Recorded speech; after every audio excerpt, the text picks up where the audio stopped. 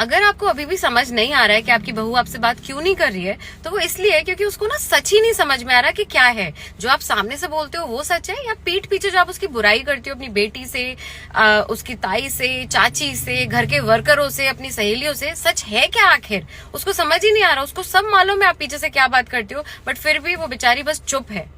दूसरा, आप बोलते हो कि वो घर में इंक्लूड नहीं हो रही है, एक्टिव नहीं हो रही है, घर को अपना नहीं मान रही है। आप मुझे बताओ, आप उसकी चलने ही कितनी देते हो? वो कितने डिसीजंस लेती है दिन के घर के लिए? सारे डिसीजंस तो आप लेते हो। जब आप ही उसको कुछ नहीं समझते हो तो वो आपको कैसे थोड़ा बहुत भी समझेगी?